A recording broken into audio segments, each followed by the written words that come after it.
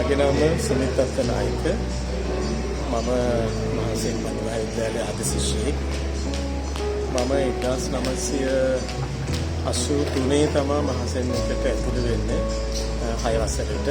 මම කලින් ගිය ජයන්ති විද්‍යාලයට. ඒ කාලේ ජයන්ති විද්‍යාලයේ තිබුණේ මේ 5 වසරට විතරයි.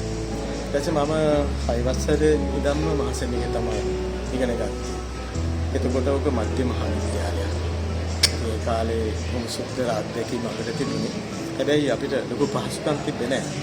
ඒ වුණාට ඒ අපහසුකම් මැද්දේ වඩාත් අපි බොහොම මම හිතන්නේ සතුටින් අධ්‍යාපන කටයුතු කරගෙන ගියා.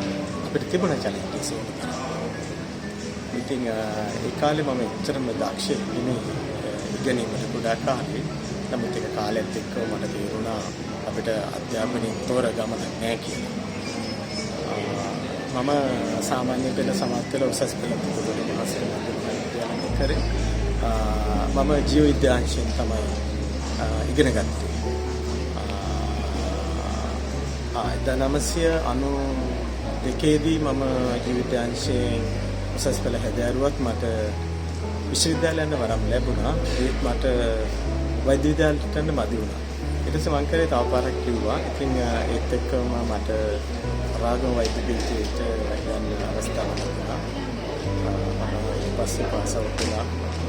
වෛද්‍යවරයෙක් හැටියට රෝහල් කීපයකින් වැඩ කරලා රෝහල නිකට්ටි රෝහල ඒ වගේ පුත්තලම රෝහල මාතලේ රෝහල සහ මම ඊළඟට රෝහල් අධ්‍යක්ෂකවරයෙක් හැටියට විශේෂ වෛද්‍යවරයෙක් හැටියට හලාවත මහ රෝහලේ අධ්‍යක්ෂක හැටියට කටයුතු කරනවා. ඉතින් ඇත්තටම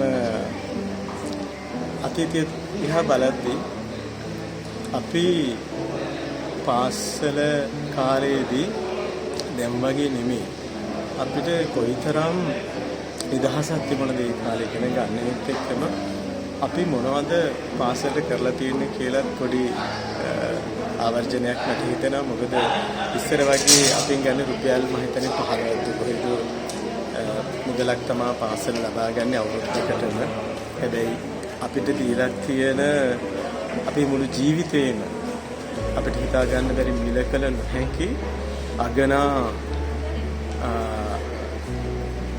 තිරණයක් අපේ ජීවිතේ ලබා දුන්නා පාසල් මාතා විසින්.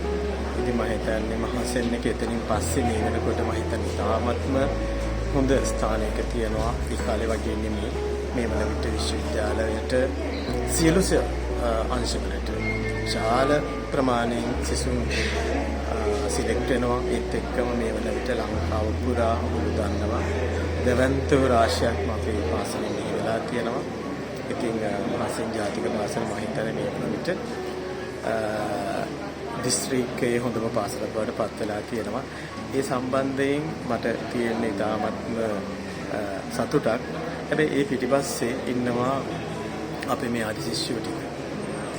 ඔවුන් මම හිතන්නේ විශාල කර්තව්‍යයක් කරලා තියෙනවා. අපි යන කාලේ වගේ නෙමෙයි මේ විද්දී පාසලේ මම දැක්කා සංවර්ධන කටයුතු රාශියකට මිලියන ගාණක් කෝටි ගාණක මුදලක් මේ අය මේ වසර ගාණක් තිස්සේ පාසලේ භෞතික සම්පත් ප්‍රතිගමනය කිරීමට සහ ඒ දරුවන්ගේ අධ්‍යාපන කටයුතු සම්බන්ධනය කරන්න දුප්පත් දරුවන්ට ශිෂ්‍යත්ව ලබා දෙන මේ මහත් කාර්යභාරයක් කරනවා.